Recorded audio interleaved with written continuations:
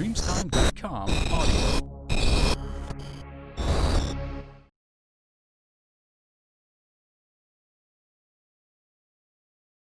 Assalamualaikum warahmatullahi wabarakatuh. Nama saya Muhammad Farizaldi, NIM 1909155357. Di sini saya akan menjelaskan tentang surat dakwaan.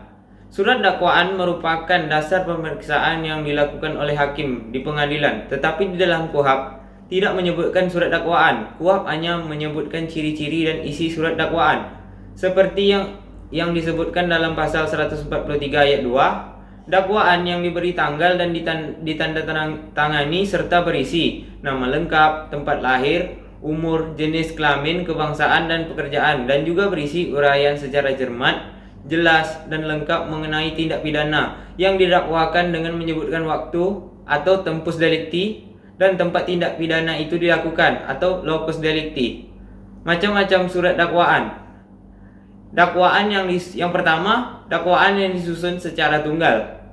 Dakwaan ini dibuat untuk menuntut satu orang atau lebih yang dituduh melakukan suatu perbuatan pidana, misalnya seperti dalam pasal 362 KUHP. Yang kedua, dakwaan secara kumulatif. Dakwaan ini dibuat untuk menuntut seseorang terdakwa atau lebih yang melakukan lebih dari satu perbuatan pidana.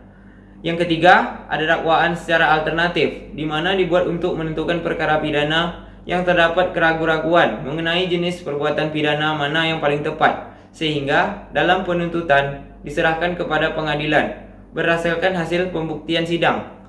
Yang keempat, dakwaan secara subsidiar. Dakwaan ini disusun untuk menuntut perkara pidana lebih dari satu dakwaan yang disusun dengan mempertimbangkan bobot pidana, di mana pidana yang berat ditempatkan di deretan pertama dan dengan dakwaan disebut dengan dakwaan primer, kemudian disusul dengan dakwaan yang lebih ringan disebut dakwaan subsidiar.